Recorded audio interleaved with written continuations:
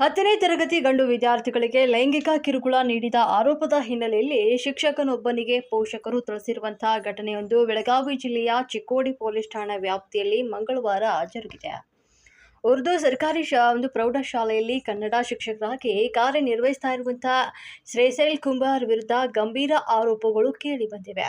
ಕನ್ನಡ ವಿಷಯದಲ್ಲಿ ಉತ್ತೀರ್ಣಗೊಳಿಸುವುದಾಗಿ ಆಮಿಷವೊಡ್ಡಿ ವಿದ್ಯಾರ್ಥಿಗಳನ್ನು ಶಾಲೆಯ ಕೊಠಡಿ ಹಾಗೂ ಶೌಚಾಲಯಕ್ಕೆ ಕರೆದುಕೊಂಡು ಹೋಗಿ ಲೈಂಗಿಕ ಕಿರುಕುಳ ನೀಡ್ತಾ ಇದ್ದ ಎನ್ನಲಾಗಿದೆ. 5ಕ್ಕೂ ಹೆಚ್ಚು ವಿದ್ಯಾರ್ಥಿಗಳಿಗೆ ಇದೇ ರೀತಿಯ ಕಿರುಕುಳ ನೀಡಿರುವಂತಹ ಆರೋಪದ ಮಾಹಿತಿ ಹೊರಬಿದ್ದ ಹಿನ್ನೆಲೆಯಲ್ಲಿ ಆಕ್ರೋಶಗೊಂಡಂತ ಪೋಷಕರು ಶಾಲೆಗೆ ನುಗ್ಗಿ ಶಿಕ್ಷಕನನ್ನ ತರಾಟೆಗೆ ತೆಗೆದುಕೊಂಡು ತಿಳಿಸಿದ್ದಾರೆ. ಮಾಹಿತಿ ತಿಳಿಯುತ್ತಿದ್ದಂತೆ ಸ್ಥಳಕ್ಕೆ ಆಗಮಿಸಿದ ಚಿಕ್ಕೋಡಿ ಠಾಣೆಯ ಪೊಲೀಸರು ಪರಿಸ್ಥಿತಿಯನ್ನ ನಿಯಂತ್ರಣಕ್ಕೆ ತೆಗೆದುಕೊಂಡು ಶಿಕ್ಷಕ ಶ್ರೀಶೈಲ್ ಕುಂಬಾರ್ನನ್ನ ವಶಕ್ಕೆ ಪಡೆದಿದ್ದಾರೆ. ಪ್ರಕರಣ ಸಂಬಂಧ ತನಿಖೆಯನ್ನು ಮುಂದುವರೆದಿದೆ.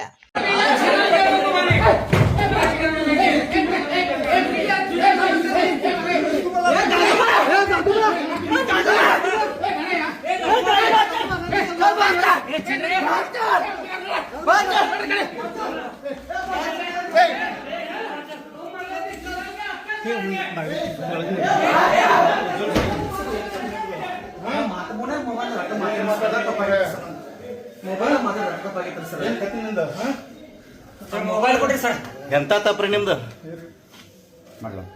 ಸರ್? ಎಂತ ತಪ್ಪು ಮಾಡಿರಿ ನೀವು?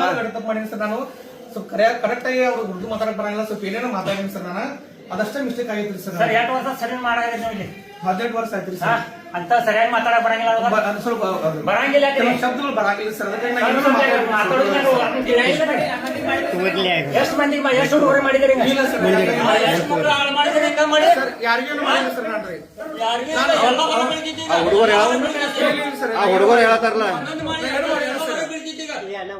ಏನು ಮಾಡಿಲ್ಲ ಸರ್. ಆ ಹುಡುಗರು ಹೇಳತಾರಲ್ಲ ಏನೋ ಸ್ವಲ್ಪ ತಪ್ಪ ಸರ್. ಕ್ಷಮಿಸ್ಬಿಡಿ, ಏನು ತಪ್ಪದ ಎಂತ ತಪ್ಪ ಸರ್. ನಾ ಏನು ಮಾಡಿಲ್ಲ ಸರ್.